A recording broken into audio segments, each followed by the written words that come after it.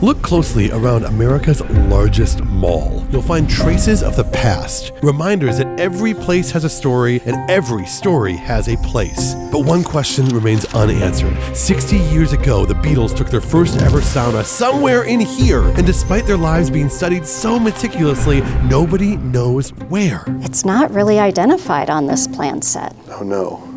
This is a thing that is less seen. It is rarely seen, right? Do you struggle with that? And I do. If you're good enough, you can break most rules, Yeah. you know? You just thought it was the Holy Grail. That was the first time they had ever seen a sauna. They said, yes, we want to go in the sauna. So that's precisely what we're going to explore. How to connect Nude John Lennon to the Mall of America. Holy mother of God, it's cold. Whew. This is not just where you go to shop, it's where you go to exercise. We're seeing mall walkers all over here, and I don't usually see malls this busy at this time of day in mid-January. I mean, it's a cool place. It's hard to argue that this is not a place that you would want to come to when you're from Minnesota. It just happens so regularly that it's like our birthright for being here. We must come on pilgrimage to bring our out-of-town relatives here at least annually. The shape of the Mall of America is a square, and it's 1 mile in length. It's not that dissimilar from other malls you've been to, except that it's stacked on top of itself 4 stories high. In the middle of that square is an amusement park called Nickelodeon Universe, which has roller coasters, bumper cars, and a whole lot more. It is the only part of the mall that seems to acknowledge that it's Minnesota. It initially was all like this, but now they've kind of Nickelodeonified the whole thing. The Mall of America is so big that there are 3 lids, 3 Claire's, and the restaurants there can be unique. Who would have thought that you could have made an IP out of Forrest Gump, like an Oscar-winning movie? It's like trying to make IP over Schindler's List or something. What are we doing here? To help show me around the mall, I met with Dan Jasper, the public relations maven who's been here for ever. I forget how long. Was there ever consideration of building Mall of America somewhere else in the Twin Cities? Well, they looked at different sites, but this was their ideal site because of the closeness to the airport, closeness to both downtowns, and right on the freeway system. So this is where they wanted to be. A mall needs a whole lot of land. Minnesotans today poured onto the frozen field of Metropolitan Stadium to bid farewell. And so after the Vikings and Twins left Met Stadium for the Metrodome, in the south suburbs of the Twin Cities, this bit of land sat empty until it could be torn down to build the mall. But the Vikings' memories lived on. NFL history was made on this exact location December 28th, 1975. Okay. It was a playoff game. Minnesota Vikings versus the hated Dallas Cowboys. The Vikings were winning with less than a minute left, 14-10. Roger Staubach took the hike from this exact location, 50-yard line. That's where they ended up. And Roger fell back, right? Carl Eller, Alan Page, Jim Marshall, Purple People Eaters, right? They're rushing at him. He's falling back, Roger's falling back, and he closes his eyes and he throws a pass. Down on this end, Drew Pearson, the receiver for the Cowboys, pushed off. Should have been a penalty, all I'm saying, right? Drew Pearson, he got it, touchdown. When reporters went to Roger and said, how did you make that incredible pass? He was raised in the Catholic faith, and Roger said, I closed my eyes and I said, Hail Mary. A Hail Mary! Oh, that's what it's from. The first time in NFL history that happened on this exact location. That loss follows a time-honored tradition amongst Minnesota professional sports teams of losing. We have one of the oldest droughts in our nation for male sports teams losing. The Twins are going to win the World Series! 1991 is when Kirby Puckett famously won the World Series with his Minnesota Twins.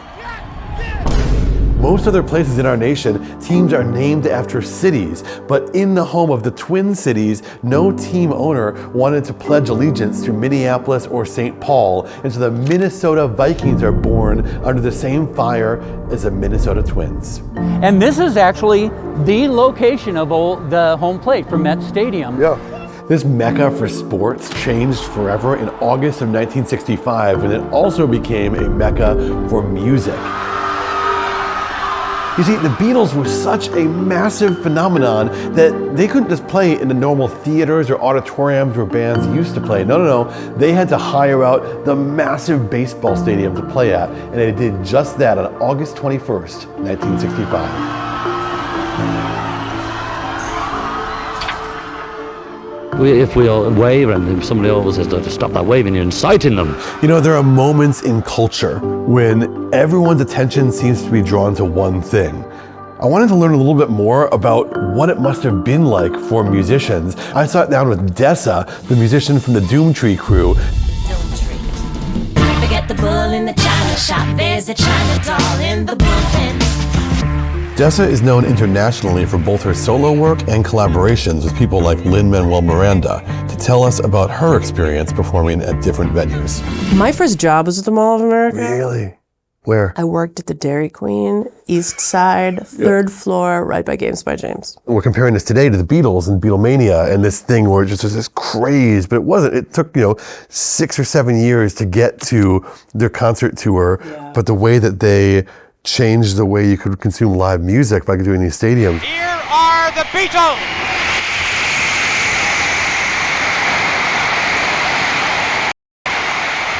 I think of like how the kind of music that you play and write and perform is so shaped and is in conversation with the space. So I think a lot of times that not just the tech, but like the setting and the spaces. If you're performing in a cave, I was on tour with the headliner had a show in a cave, and during soundcheck I was like, this is just gonna sound like garbage for rap song. This is a ballad cave, right? This is not a banger cave because the hang's too long.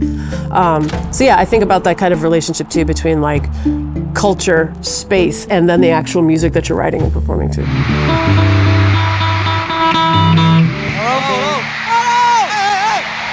For better or worse, the Beatles could never tour again in the same way they'd been doing it. How can you sleep at night when it's that large? How do you sleep with your arms and your legs still attached? It's just the same. They had to do endless press conferences. We're just having a good laugh and everyone seemed to enjoy it. The audio was terrible because the amplification just wasn't good enough back then.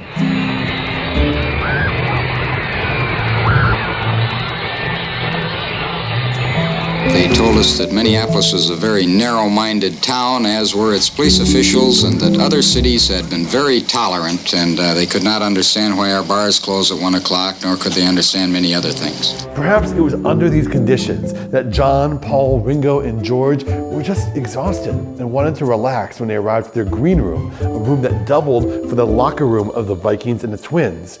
Perhaps it even caught them by a bit of surprise when they saw this fascinating room that heated up called a sauna. They have never taken a sauna in their lives. They've never seen a sauna. Said, you want to go in the sauna? They said, yes, we want to go in the sauna. So they went into the sauna. After all, this is the spot with more Scandinavian Americans than anywhere else in the world. So it's no surprise that athletes on the Vikings and the Twins would seek out the benefits of a sauna for use and put it in their locker room in Metropolitan Stadium, which is where the Mall of America is today. Ironically, now having a sauna store just like this.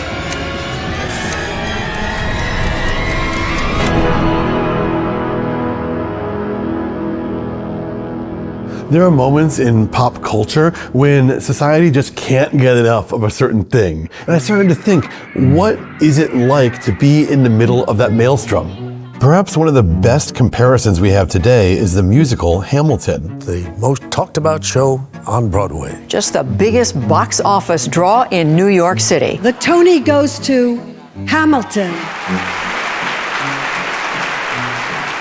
Fortunately for us, Dessa was not only invited to collaborate on the Hamilton mixtape, but also gets credit from Lin-Manuel Miranda as being a source of inspiration for the musical style, giving her a front row seat to the virality. Like I had just moved to New York, and I remember thinking I have never seen humanity react to a work of art like that. I considered, to make a point to my friends back home, I considered just to count how many times a day you would overhear, in coffee shops, you overhear the word Hamilton. It was just a degree of saturation that was unfamiliar to me. So to me that felt like atmospheric, Yeah. but also are like respectable, earned, hustled forward. I wasn't alive then, but I feel like it was that version of viral, you know, the British wave. I think the saturation point, maybe later, but I also think of virality as a lot more condensed in time. Usually when things are viral, they don't stay that way for a decade. Yeah, sure. Or they don't stay that way for 3 decades. And obviously the Beatles' influence is just like impossible to overstate. So music was changing at that time, the same way that the space that we are in has changed how shopping is perceived for people who come here. And then culturally, it started with Southdale, of course, with the enclosed mall, but then that concept grew into what this is and continues to be. Southdale is the thing that changed shopping forever in this country and this world. The enclosed shopping mall was a bold new innovation. You could get over here in 10, 15 minutes rather than having to go way downtown. Meanwhile, the mallification of the U.S. continues. When Mall of America opens this summer, it will be the largest in the country. The mother of all shopping crowds was waiting as the doors opened. The mall isn't the physical structure, it's a social and economic idea. There are other malls that have attractions, but nothing on this scale. It is from this moment that the decline of Western civilization will be marked. That they would take away the sight of the delivery trucks, the sight of people cleaning it, so you never have to think about the consequences of your consumption. And I wanted to know what the effect of that was going to be at a place like the Mall of America. And so I asked Dan, could we go see this? Could we go to the place that the public is not allowed? Oh my God, the smell. Doesn't this smell glorious? And to my surprise, he said yes. This is used to bring supplies, products into the mall itself. And I forgot to tell you, this is the area we're not supposed to film in. Sorry, my apologies. So we're in a space right now that we can film at, but we just came out of a space that Dan said, we can't film here for security reasons, because there's a whole like subterranean network here of the ways they get the boxes to the stores. So it never even occurred to me that like you have to have a whole logistics solution here that is unique to like a normal Main Street. Right? The logistics are massive in this building. It's such a big building, right? Sorry, we're in your way here. Here, got it. I'm noticing now there's a whole colony of people down here who are making the mall work that I've never seen while I've been at the mall upstairs. And that's by design, right? They want all of that out of sight so that your experience as a customer is, isn't this lovely? Is there a thing that gets lost by not seeing that? I think from a guest experience perspective, it's a positive, right? Because we come wanting to ride rides, go on attractions, dine at our favorite restaurant, just have that wonderful experience. It's kind of the Disney effect. But if I can do a counterpoint for you though. Go ahead. It actually takes this to make that up there. And it makes me think about like, what do we lose when we lose an appreciation for the amount of work that goes into a place because we want it to have all of that veneer? Yep.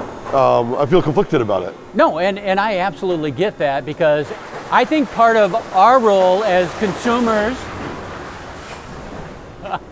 Do you want to go somewhere else to continue this, or want to keep going here? This is real, right? It's counter to what you're just saying. Yeah, Making it prettier. I'll keep going. Right? And playing off what you were just saying, I think part of our role as individuals, as members of society, is to enjoy the beautiful, right? I think that's a good thing. Enjoy the art of it, but not forget the people and the elements that make all of that happen. It takes a lot of people doing all of these other tasks to make this great experience, and that's what our country is too. And I found myself in this spiral of cynicism about these malls and all they represented that were ugly about our culture. And it led me to look for other evidence of joy at the Mall of America, and I found one. This is Tara spinning around right now, who's gotten to be quite famous because of the Shell Shock ride here at Nickelodeon Universe.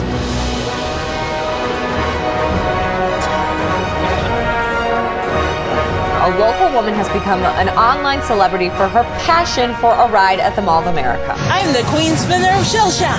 I've seen these videos on TikTok. Of course I'm going to try to get over 500 spins in one day. When you're in person, it really is like a different level of remarkable how fast she's moving compared to everyone else. It is a skill to be able to do this. So Tara's getting off the ride right now. Let's go talk to her and find out her secret. Had you ever had this experience before? Like being, like, you're famous, right? Like, has you had this experience before? Is this new to you? It was more new to me when last year when my video went viral and then more people started recognizing me a lot. Now you're like experience famous. And I had people come here to the Mall of America from different countries, different states. Yeah. Yeah, even I had someone came from like China, I think. They recognized you from China? This is like a place that people have been coming to for some form of entertainment for a long time. Who came here and enjoyed this as a baseball stadium and a football stadium, and they have memories with it as well. I kind of think it'd be cool if we had more plaques like this to commemorate the park as we go. What do you think? Yeah. I think they should make a plaque about me on Shellshock. Yeah! Yeah. Plaque for Tara! Yes! Halfway through making this episode, we realized that it wasn't enough to link Nude John Lennon to the Mall of America. We wanted to commemorate this moment with a plaque showing exactly where Nude John Lennon was. And so I got to call a plaque shop. I got to have a very unusual request to give them. I have it in my hands. I have no hands right now for the very plaque. Do you want to see? Yeah. You ready? Yeah. At this spot, John Lennon, along with Paul, Ringo, and George, used their very first sauna before a Beatles concert on August 21, 1965 at Metropolitan Stadium. No. You're the worst. And then I needed to find out the exact spot where Nude John Lennon once was. By now you probably know that I love behind the scenes, and that's why I'm so excited to be here at Allianz Field. This is the home of the Minnesota United, part of Major League Soccer. But it's not just soccer that they play here. They also have live events and are transforming a neighborhood of the Twin Cities. I've come here to learn about how all that works and how they play soccer from February all the way through to December today. So let's go check it out. How many seats are here? Well, there's about 20,000. No matter where you're sitting or standing, you have the best view of the field. There's our groundskeeper right now, and our grounds dog, Kobe. Everything you can physically see is all natural grass, but then stitched in there are these artificial fibers that basically just help the playability, the stability for the players. I'm John. What does it mean to be the executive chef of a soccer stadium? Instead of just showing 2 people a good time, you're showing, 19,000 people a great time. So I was not expecting to see a space like this at a soccer field. Where are we? Ticket holders can access food and beverage in this area. On a non-game day, we can host several different event types here, like galas, receptions, trade shows, conferences. Yep. And they also have the opportunity to display on the main board. Or you can rent for an hour, your guests can play on the field. Oh, cool. So right now we have some prep going on for game day, and we have a party that's going out later this afternoon. That is brownies over here for catering right now. We have a custom potato that we make that is just for our Grand Casino Brew Hall location. What is the vision for this neighborhood? What will this look like in a few years' time? I mean, it's called the Midway for a reason. We're connected to through transit to both downtowns, to 4 colleges and universities. Yeah. It's really a classic example of how you can create something that really leverages hope and vitality for the entire area surrounding it. Thank you so much to Allianz Field for hosting us today. You can find out more about them and even book some of those spaces right up there by going to allianzfield.com. And to find that out, we found ourselves in the most secure building in one of the largest public institutions in the country, the University of Minnesota. Hi, John. I'm Cheryl Fong. Hi, Andy. So we're gonna go 85 feet down. Okay, cool. Well, in here, whoa! Look at this space. This is the mezzanine. Just looking straight back over that way, all the way to the door. This is beyond Indiana Jones territory that we're in right now. There's like so many things down here. We have 20 miles of shelving. Jeez. Okay, that's amazing. All right. Okay, so this is the row? This is the row. Box 35. Okay. Left to mid. Must be 100 sheets in here. Jeez. 1955. Well, you just walk through here, and it's like you're walking through the foundational documents of our city. Yeah. Yeah, absolutely. And where all of our memories are made, right? It's actually the spaces where we live our lives and make our memories. It's the blueprints that's the most fragile. Oh, look at that. You get the perspective of the dugout there. Yeah. We have a shower room, a toilet, storage, training room, manager's office, corridor, but we don't have the sauna. It's not really identified on this plan set. Oh, no. Yeah, I think I would check in with the Twins organization Yep. or the Vikings. Well, it just so happens that 2 years before the making of this video, a man named Dennis Ryan retired from the Minnesota Vikings. He was the equipment manager dating all the way back to the mid-1970s. Dennis, hello. Hello. Maybe he could confirm for me that the sauna really was there. This might be the perfect spot. Look at that equipment manager. You can't turn it off. Right. I spent a lot of time in the bowels of that stadium, and I think it's pretty neat to see it on paper. I was looking around this thing, and I saw the shower room and the home team locker room, the rookie locker room, but I don't see the sauna on here. So was there a sauna in the locker room? There was definitely a sauna in the locker room, in the back of the locker room. You would come up that tunnel and then into the locker room. Yep. At the very back, in the bathroom area, there was the sauna in the storage room area. Really? I can't believe how good your memory is of this. Like this place was destroyed like 40 years ago. Met Stadium always had a special place for me, you know, as a kid growing up and watching the Twins and Vikings play there, and then being able to work in that environment and be there at this stadium that as a kid you just thought it was the holy grail. You know, really just you find home plate and you can easily figure out where that dugout was and where the locker room was from there. All right, let's give it a shot. Home plate is right here. But to go back to the sauna, we're gonna have to go a little bit this way, then into the dugout. You tell me where you think the dugout is based on your memory. We still gotta get a little further over. So maybe here. Here? And straight then back that way? Straight up in is probably right about here. So we just go on the other side of this escalator. So we have to go behind the pretzel stand. And now here we're at the door to the locker room? Yeah. Walk us back to how far we need to go for the sauna. And yeah, the Fran Tarkenton's locker, that first one, and then quarterbacks and wide receivers. Now more lockers starting where the defensive backs were all positioned, and now you're getting to the go around this way to the back end of the locker room, probably about here. Okay. And now you enter the restroom area. Yeah. Now the sauna probably smells a little better in the Chanel. In the Chanel shop. You know, I think it's funny that it happened to be the Chanel store. Right? But well, Dennis, thank you so much for your time today. I really all right, appreciate thank you, your time. John. Yeah, appreciate the viewing the blueprints. All right, we have to go back to the studio. Thanks to Dennis's account, we have his idea of where the sauna was, but what I'm wondering is, with the benefit of this blueprint and a modern map of the Mall of America, can we figure out down to the foot exactly where the sauna was? And then maybe, just maybe, we can get the mall to install a plaque just like the other ones. All right, so these are the designs for Metropolitan Stadium that we got from Cheryl. When you look at the map right here, you got this point, and the point there tells you where the pitcher's mound was. In Major League Baseball, the home plate is exactly 90 feet from there. Because we know where things are in the stadium, in particular where the home plate is in the Mall of America, we can actually come over to this other plan here. All that's left to do is take the Mall of America map, overlay it on top of this, and there it is. Urban Outfitters is the spot where John Lennon once sat nude in the sauna. The only thing left to do is see if Dan will install this gorgeous plaque we had made just for him. I can't wait. Come with me. This is awesome. And so, you know what, let's just take a seat over here. Yeah, okay, yes. I'm gonna put this down on the ground here. Good. So we can look at it. But here's the problem. Yeah.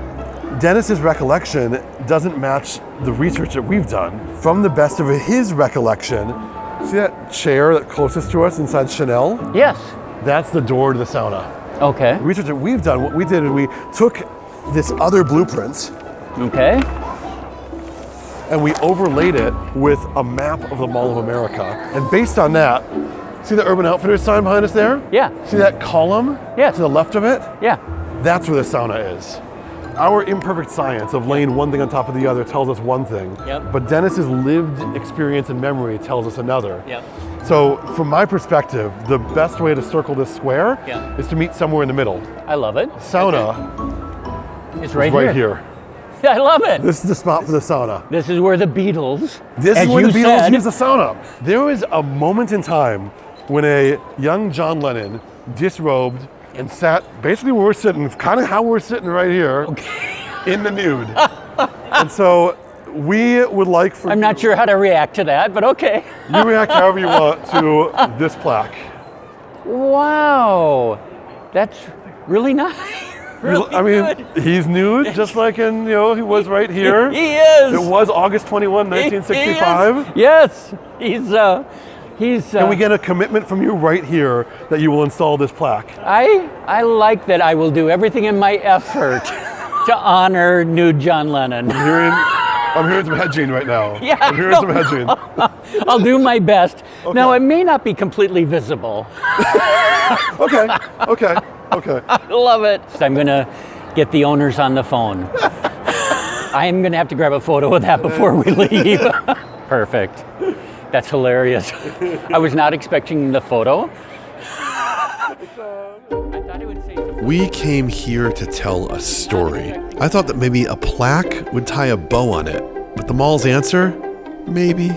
We'll see. Mission incomplete. Bow untied. But wait a minute.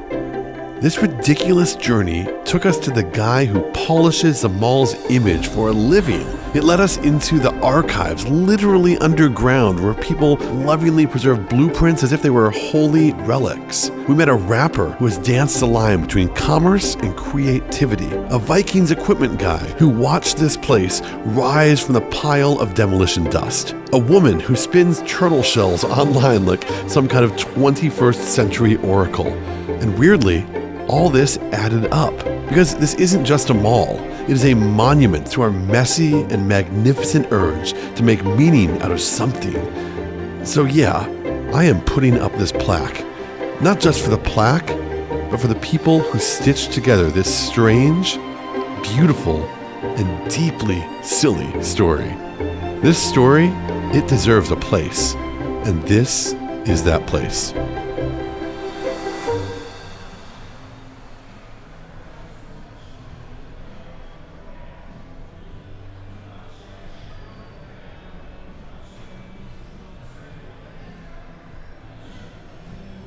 I think that's it. I think that's the one.